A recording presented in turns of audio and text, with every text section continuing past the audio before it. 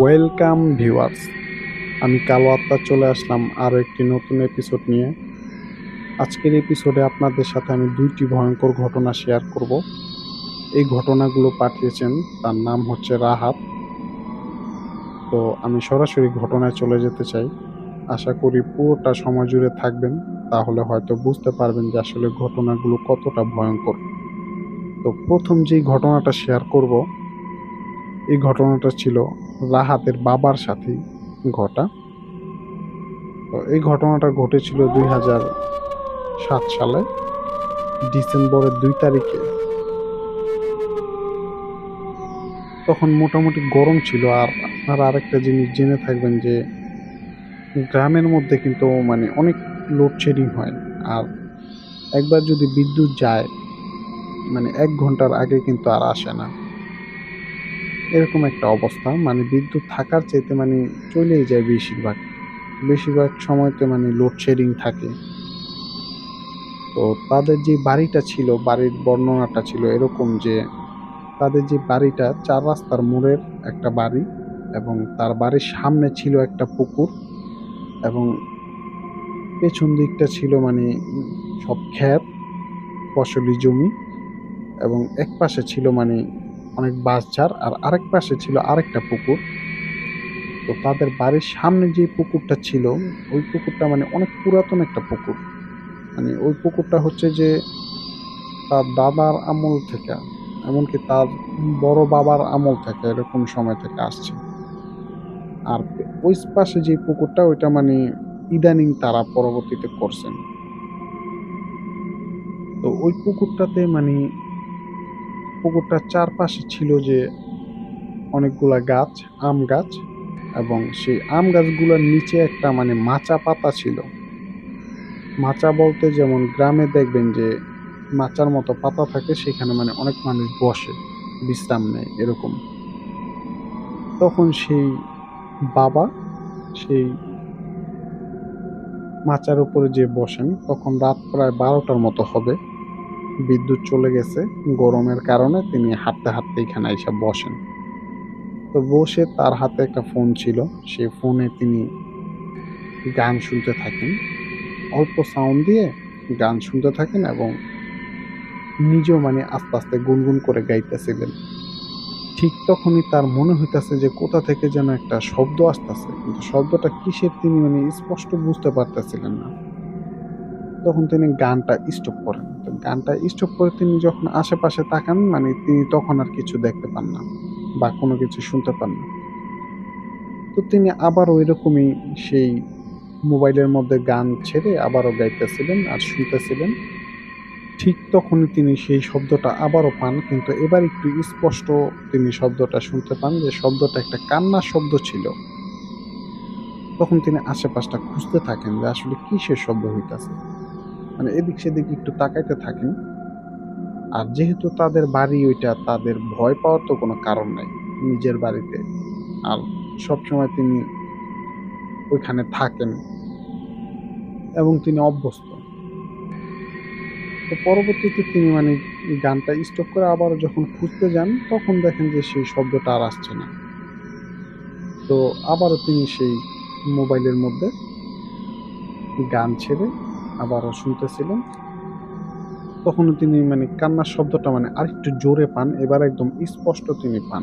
তখন তিনি গানটা স্টপ করেন এবং তিনি ভাবেন যে হয়তো তার সাথে কোনো অস্বাভাবিক কিছু ঘটতেছে, যার কারণে তিনি চিন্তা করেন যে না, আসলে এখানে থাকাটা ঠিক হবে না এত রাতে, তো বাসায় চলে যাই। যেহেতু বাসার কাছেই, বাসার বাড়ির মধ্যেই, রাস্তার এই পারে ছিল আর কি। তো তিনি যখন এটা চিন্তা করেন যে তিনি বাসার দিকে চলে যাবেন, ঠিক তখনই বড় কিছু একটা যদি কেউ পানির মধ্যে ফালায়, যেরকম একটা শব্দ হয়, ওরকম একটা শব্দ তার কানে আসে। তার মনে হলো যে অনেক বড় একটা পাথর যেটা ফালানো হয়েছে, অনেক জোরে শব্দটা হয়েছে। তখন তিনি পানির দিকে তাকান, তখন তিনি পানি থেকে মানে কিছু দেখতে পান না। এমনকি পানি যে মানে একটা কিছু পড়লে যে পানিটা লড়ে, এরকম তিনি দেখতে পাচ্ছিলেন না। মানে পানিটা একদম স্থির। তখন তিনি মানে আশেপাশটা খুঁজতে থাকেন যে আসলে ঘটনা কি? তো তিনি সেই পুকুরটার চারদিকটা আস্তে, আস্তে ঘুরতে থাকেন যে আসলে বিষয়টা কি? বা এখানে কেউ আছে নাকি যে তাকে ভয় দেখানোর চেষ্টা করতাছে?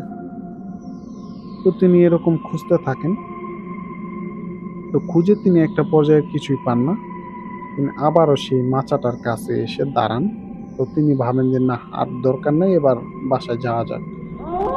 ঠিক তখনই তিনি মানে একটা দৃশ্য খেয়াল করেন যে চাঁদের আলো ছিল, পূর্ণিমা রাত ছিল। তিনি স্পষ্ট দেখতে পাচ্ছিলেন যে মনে হইতাছে যে সেই পুকুরের মাঝখানে কেউ একজন দাঁড়ায় আছে। মানে এটা তিনি দূর থেকে খেয়াল করেন। তো তিনি আস্তে, আস্তে সামনের দিকে আগাইতে থাকেন যে আসলে বিষয়টা কি? একটু ভালোভাবে ক্লিয়ার হওয়ার জন্য। তো তিনি যখন আরো সামনের দিকে যান, তিনি দেখতে পান যে একটা বড় একটা অবয়ব, যেটা ১৩ বা ১৪-১৫ ফুট হবে এরকম লম্বা, এবং তার কাছে আরো ২ টা ছোট, ছোট অবয়ব, যাদের সাথে একটা মানে পানির মধ্যে খেলতাছে বা ফুটবল জাতীয় কিছু একটা নিয়ে তারা খেলতাছে। তো তারা মানে তিনি মানে এক পর্যায়ে জিনিসটা দেখতে থাকেন যে আসলে বিষয়টা কি? যে পানির মধ্যে খেলে কিভাবে? এটা যখন তিনি মানে দেখতে পান যে ঠিক তখনই মানে তার সামনে ওইখান থেকে ওই বলের মতো যেটা, এটা মানে উড়ে এসে পড়ে। হয়তো সেও ওইটা দেখেন নাই, হয়তো তারা লাথি দিছে বা কোনো একটা কিছু করছে, সেটা উড়ে এসে তার সামনে পড়ে। এবং তিনি দেখতে পান যে সেটা আসলে একটা বল না, সেটা একটা মানুষের মাথার মতো। তো এইটা দেখে মানে সে সেখান থেকে এক দৌড়ে বাড়িতে চলে আসেন, এবং বাড়িতে আইসা সবাইকে ডাইকা তুলেন এবং এই ঘটনাটা বলেন যে সে এরকম একটা দৃশ্য দেখছে। তখন সবাই বলে যে আসলে এই মানে পুকুরটাকে নিয়ে নাকি অনেক ঘটনা আছে অনেক আগে। এখন ইদানিং মানে বন্ধ আছে, যে তার দাদা যখন বেঁচে ছিল, সেই রাহাত ভাইয়ের, সে নাকি এই পুকুরটার ব্যাপারে কোনো একটা কিছু কইরা গেছিলেন। যার কারণে মানে এখন ভয়ংকর ঘটনা ঘটে না। কিন্তু তারপরও একটা সময় নাকি অনেক ঘটনা এই পুকুরে ঘটতো। এবং পরবর্তীতে সেই পুকুরটাকে ঘিরে একটা মিলাদ দেওয়া হয়। তারপরে মানে এই জিনিসটা আর তিনি কখনো দেখেন নাই। কিন্তু পরবর্তীতে তিনি যখন এই ঘটনাটা সবার কাছে বলেন, তখন নাকি অনেকে তার সাথে শেয়ার করছে যে তাদের সাথেও ছোটখাটো এরকম অনেক ঘটনা ওই পুকুরটাতে ঘটে। যেমন কিছু মহিলা মানুষ গোসল করার জন্য গেছে বা কাপড় ধোয়ার জন্য গেছে। মানে কাপড়টা যখন মানে পানিতে ধোয়া হয়, তখন নাকি কে যেন এই কাপড় টেনে ধরে রাখে। এরকম একজন অভিযোগ করেন যে এরকম ঘটনা তার সাথে হইছে। আবার অনেকে বলে যে পা টান দেয় বা পায়ের মধ্যে খামচি দেয়। মানে এরকম মানে অনেক মানুষের ছোট, ছোট এরকম ঘটনা আছে। তো যাই হোক, এই ছিল তার ১ম ঘটনা। তো ২য় যেই ঘটনাটা হচ্ছে যে এটা হচ্ছে রাহাদেরই এক মানে আত্মীয়, তার সম্পর্কে ভাই হবে। এরকম একজন আত্মীয়, সে মেডিকেলে লেখাপড়া করত এবং ম্যাচে থাকতো। তো এরকমই সে একটা ম্যাচে উঠছে। সে ম্যাচের মধ্যে মানে ১২ জন লোক থাকে। তো মূলত ৪ টা রুম ছিল। সেই ৪ টা রুমে মানে ১২ জন লোক ৩ জন, ৩ জন করে ভাগ, ভাগ হয়ে সেখানটাতে থাকে। আর এখানে বিস্তারিত বলতে গেলে আরেকটা বিষয় হচ্ছে এরকম যে তারা প্রতিদিন প্রায় রাত্রে ১২টা ১২:৩০ পর্যন্ত পড়তো। তারপরে তারা খাওয়া-দাওয়া করে শুয়ে পড়তো এবং সকালে উঠে ফজর নামাজ পড়ে আবারও তারা পড়তে বসতো। যেহেতু মেডিকেলে লেখাপড়া করেন, তো মানে পড়াশোনাটা একটু বেশি করতে হইতো। এবং তিনি আবার মানে দিনের বেলাতেও ঘুমাইতেন। কিন্তু সকালে ফজর নামাজটা পড়ে ওই সময়টাতে তিনি পড়তে বসতেন, এবং তার আরো যারা রুমমেট ছিল তারাও একই। তো এরকম প্রায় সময় তিনি যখন ঘুমাইতেন, তিনি সকালবেলা উঠে দেখতেন যে তার সারা শরীর ব্যথা। মানে তার মনে হইতো যে কেউ তাকে অনেক পেটাইছে কিছু দিয়ে। যার কারণে এরকম ব্যথা হইছে। এই জিনিসটা তিনি মানে প্রায় সময় মানে লক্ষ্য করতেন। কিন্তু তিনি ভাবতেন যে হইতে পারে যে তার শোয়া একটু অন্যরকম ছিল, বা ঘুমের মধ্যে তিনি ঠিকভাবে হয়তো শুইতে পারেন নাই, যার কারণে হয়তো এরকম ব্যথা তার শরীরে হয়। তো যাই হোক, আর তার যে বাসাটা ছিল, তার যে রুমটা, ওই রুমটার যে পাশটা ছিল, ওই পাশটা যে জানালাটা খুললে বাইরে ছিল একটা মানে পারিবারিক কবরস্থান। মানে ২-৩ টা কবর হবে এরকম একটা কবরস্থান, এবং ওই দিকটা মানে মোটামুটি অনেকটা জঙ্গল। মানে ওইটা ছিল মূলত অন্য আরেকটা বাড়ির পেছন সাইড। যার কারণে ওই জায়গাটা অনেকটা ফাঁকা এবং জঙ্গল টাইপের। ওখানে কোনো মানুষজন যায় না। কিন্তু এখানে বিষয় হচ্ছে যে তারা যখন রাত্রে ওইখানে শুইতেন, তারা মানে গভীর রাতে অনেক সময় বিভিন্ন ধরনের শব্দ পাইতেন এবং কান্নার আওয়াজ পাইতেন, বা অনেক ধরনের উদ্ভট শব্দ সেখান থেকে পাইতেন। যেগুলা মানে সেখান থেকে আসার কথা না। যেহেতু জায়গাটা একটা জঙ্গল। কিন্তু তারা যখন মানে এই শব্দগুলা পাইতেন, ঐদিন রাত্রে আর তারা ঘুমাইতেন না। তারা ঐদিন সারারাত জাগতেন এবং তারা নিজেরা মানে গল্পগুজব করে কাটায় দিতেন। তো হঠাৎ একদিন একটা ঘটনা ঘটে।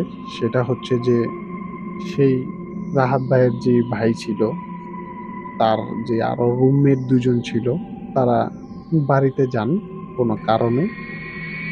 ঐদিন রাহাত ভাই একাই তার রুমে। তো তিনি রাতের বেলা পড়াশোনা শেষ করে রাত্র যখন ১২:৩০ মতো বাজে, ওরকম একটা সময় তিনি হাত-মুখ ধুয়ে এসে তিনি শুয়ে পড়েন।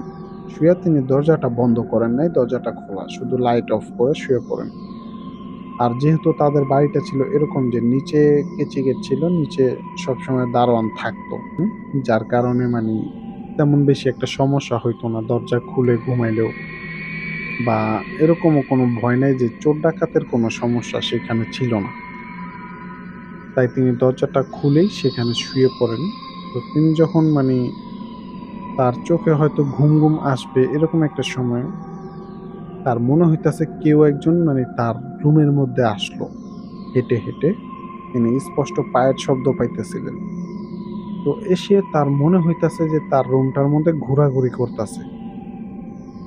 তখন তিনি মানে তার চোখে অনেক ঘুম, তারপরও তিনি মানে উঠে পড়েন। উঠে মোবাইলের টর্চ অন করেন এবং আশেপাশটা দেখেন যে কেউ আছে নাকি।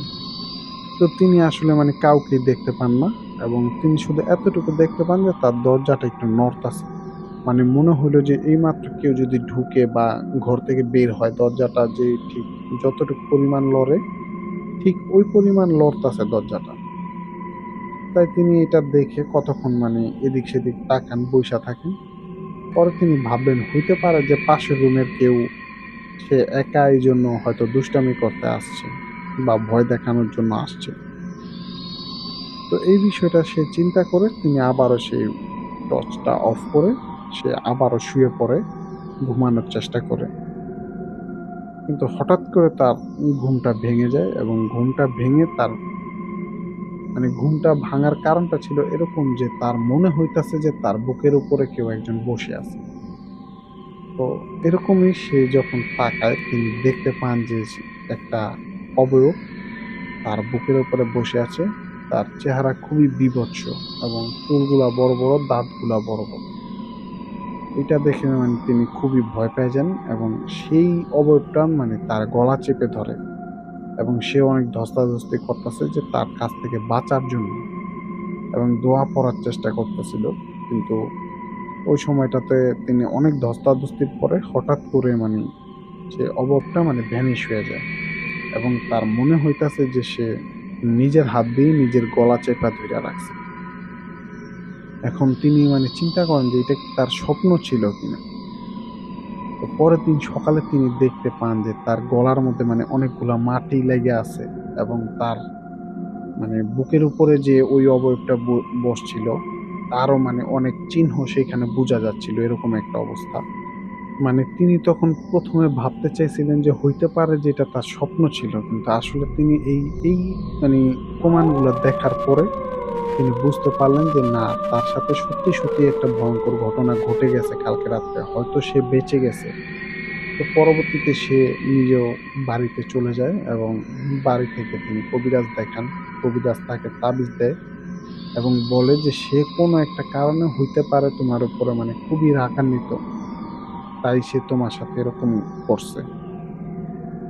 তো পরবর্তীতে সেই ভাই সে সেই রুমটাতে আর থাকেননি এবং তার যে আরো ২ জন রুমমেট ছিল তারা আসার পরে তাদেরকে সমস্ত ঘটনা খুলে বলেন। বলে তিনি মানে কয়েকদিনের মধ্যে আরেকটা মানে ম্যাচে ওঠেন। সো ভিউয়ার্স, এই ছিল ঘটনা। তো ঘটনাটা যদি আপনাদের ভালো লেগে থাকে তাহলে লাইক, কমেন্ট ও শেয়ার করুন এবং আমাদের কালো আত্মা ইউটিউব চ্যানেলটি সাবস্ক্রাইব করতে ভুলবেন না। পাশাপাশি আপনি যদি ফেসবুক থেকে দেখে থাকেন আমাদের এই ঘটনাগুলো, তাহলে অবশ্যই আমাদের পেজটিতে একটা ফলো দিবেন। সো ধন্যবাদ, ভালো থাকবেন।